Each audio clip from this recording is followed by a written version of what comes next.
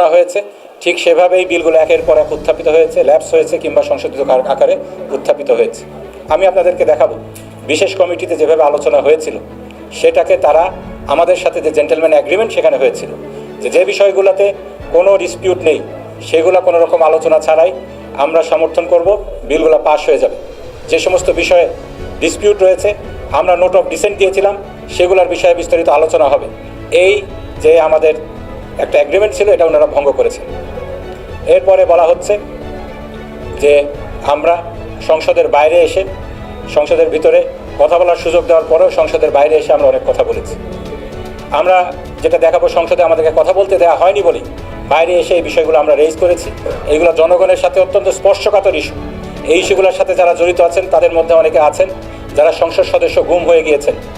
এই গুম হওয়াদের একজন ব্যারিস্টার মীর আহমেদ বিন কাসেম এটা পয়েন্ট অফ অর্ডারে তুলে ধরেছেন, আবেগময় ভাষায় বক্তৃতা রেখেছেন, কিন্তু তারপরে এই বিষয়গুলোকে সেভাবে আমলে নেওয়া হয়।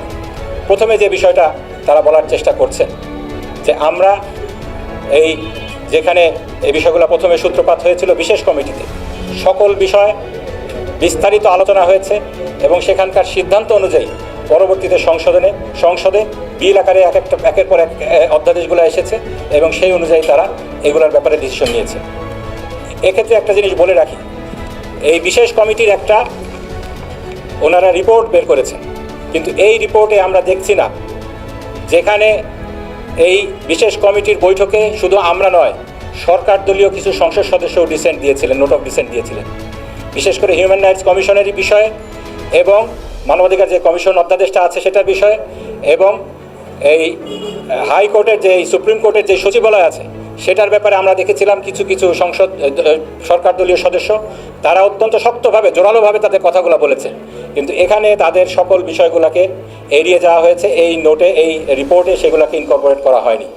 এর মাধ্যমে আমরা মনে করি সংসদ সদস্য যারা এটার বিষয়ে নোট অফ ডিসেন্ট দিয়েছিলেন তাদেরকে হয়তো জোর করে নোট অফ ডিসেন্ট উইথড্র করানো হয়েছে। এটাও মানবাধিকার এবং গণতন্ত্রের যে সুস্থ চর্চা আমরা চাচ্ছি, 70 অনুচ্ছেদ তারা বলছেন কয়েকটি বিষয় ছাড়া 70 অনুচ্ছেদের অন্য বিষয়গুলোকে উঠিয়ে দিবেন, এটার খেলাফ।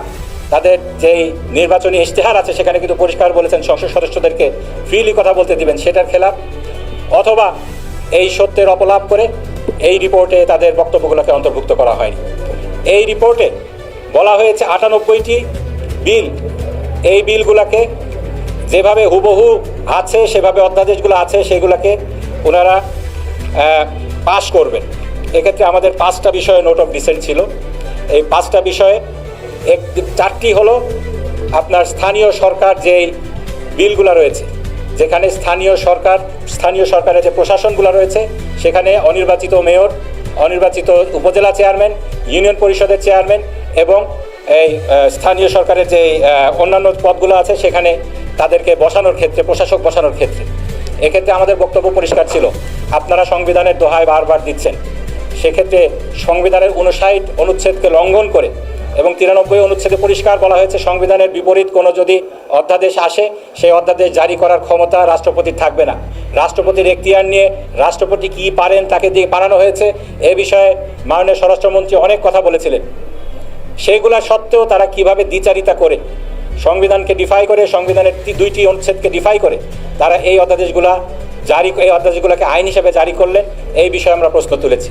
এবং আমাদের যে প্রথম ওয়াকআউটটা ছিল সেই ওয়াকআউটের মূল বিষয়বস্তু ছিল এই অধ্যাদেশগুলো পাশ করা।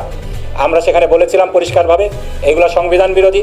এক্ষেত্রে সংবিধানকে লঙ্ঘন করে জাতির যে আশা আকাঙ্ক্ষা যে প্রত্যেকটা স্তরে নির্বাচিত প্রতিনিধি থাকবে স্থানীয় সরকারের, সেই আশা আকাঙ্ক্ষাকে পদদলিত করে আপনারা এই অধ্যাদেশটিকে আইনে রূপান্তর করছেন। এটার আমরা অংশীদার হতে চাই না, দায় নিতে চাই না। সংবিধানের 65-এ বলা আছে পার্লামেন্ট কি করবে, কোন কাজটা করতে পারবে। বলা হচ্ছে সংবিধানের বিধানাবলী সাপেক্ষে প্রজাতন্ত্রের আইন প্রণয়ন ক্ষমতা সংসদের উপর ন্যস্ত হইবে। সংবিধানের বিধানাবলী সাপেক্ষে হতে হবে। এমন কোন কাজ পার্লামেন্ট যদি করেন যা সংবিধানের বাইরে, তাহলে বাংলাদেশের সুপ্রিম কোর্ট এটাকে অসাংবিধানিক ঘোষণা করে দিবে। অতীতে 8ম সংশোধনী অসাংবিধানিক হয়েছে, 7ম সংশোধনী অসাংবিধানিক হয়েছে, 13তম সংশোধনী অসাংবিধানিক হয়েছে, 16তম সংশোধনী অসাংবিধানিক হয়েছে, 15তম সংশোধনী অসাংবিধানিক হয়েছে। এগুলো তো পার্লামেন্টেই পাশ হয়েছিল। তাহলে সুপ্রিম কোর্ট অসাংবিধানিক বলল যে এর অর্থ হলো এটা, পার্লামেন্টে আপনি যা ইচ্ছে তাই করতে পারবেন না। বাংলাদেশের পার্লামেন্ট সভারিন না। বাংলাদেশের পার্লামেন্ট যে সভারিন না, বাংলাদেশের সুপ্রিম কোর্ট এটা বলছেন। দেখেন আমি পড়ে শোনাই ষোড়শ সংশোধনী রায়ের অংশ। Only the people are sovereign and only the constitution is supreme. All other institutions are merely the institutions or agencies to fulfill the greatest purposes enunciated in the constitution. Supreme court বলে দিচ্ছে শুধুমাত্র জনগণই সার্বভৌম আর সংবিধানই supreme. আর parliament বলি, সরকার বলি, বিচার বিভাগ বলি, এগুলো সব হলো সংবিধানের অধীনে আলাদা আলাদা অঙ্গ, এগুলো সুপ্রিম না। এটা একটা আরেকটাকে চেক দেয়। পার্লামেন্ট যদি বেআইনি কাজ করে সুপ্রিম কোর্ট চেক দেয়। সুপ্রিম কোর্ট যদি এমন কোনো কাজ করতে পারবে না যা পার্লামেন্টের উপর বাধ্যকর, ডাইরেকশন দিতে পারবে না। আবার সরকার যদি এমন কোনো বেআইনি কাজ করে সুপ্রিম কোর্টে গেলে স্টে হয়ে যায়। তাহলে সুপ্রিম কোর্ট, সরকার, পার্লামেন্ট, তিনটার একটা ট্রায়াঙ্গেল মিলে রাষ্ট্র। এই রাষ্ট্রের ভিতরে তিনটার একটাও সভারিন না, একটাও সার্বভৌম না। সার্বভৌম হলো এস পার আর্টিকেল 7 এবং বাংলাদেশের সংবিধানের 1 নম্বর অনুচ্ছেদ বলে শুধুমাত্র সার্বভৌম হলো জনগণ। এখন পরবর্তী প্রশ্ন, গণভোট হলো জনগণের এইরকমই ইচ্ছার ডাইরেক্ট বহিঃপ্রকাশের নাম হইল গণভোট। আচ্ছা, বাংলাদেশে কি গণভোট ছিল? ছিল না। 72 সালে সংবিধানে কোনো গণভোট ছিল না। গণভোট আসলো কখন? প্রথম গণভোট আনলেন second proclamation order, 5th amendment order of 1978। Bangladesh সংবিধানের গণভোটের বিধান প্রথম শহীদ প্রেসিডেন্ট জিয়াউর রহমান যোগ করেন, এটা 1978 সালে। 15th amendment, second proclamation, 15th amendment order 1978। এটা দিয়ে বললেন বাংলাদেশের সংবিধানের প্রস্তাবনা, অনুচ্ছেদ 8, অনুচ্ছেদ 48, অনুচ্ছেদ 56 এবং অনুচ্ছেদ 142, এগুলো যদি সংশোধন করতে হয় তাহলে 142-এর অধীনে গণভোট ছাড়া সংশোধন করা যাবে না। এটা যোগ করলেন 1978। কিন্তু ইন্টারেস্টিং, বাংলাদেশের প্রথম গণভোট হয়েছে 1977। সংবিধানে আসার আগে 30 মে 1977 বাংলাদেশের ইতিহাসে প্রথম গণভোট অনুষ্ঠিত হয়। এই গণভোটের প্রশ্ন কি ছিল? আমি এবার প্রশ্নে ঢুকছি। আমাদের বন্ধুরা বলছেন আমাদের এখনকার গণভোটের প্রশ্নটা নাকি স্পষ্ট না, এই জন্য জনগণ না বুঝে ভোট দিয়ে দিয়েছে। এইটার উত্তরটা দেখেন।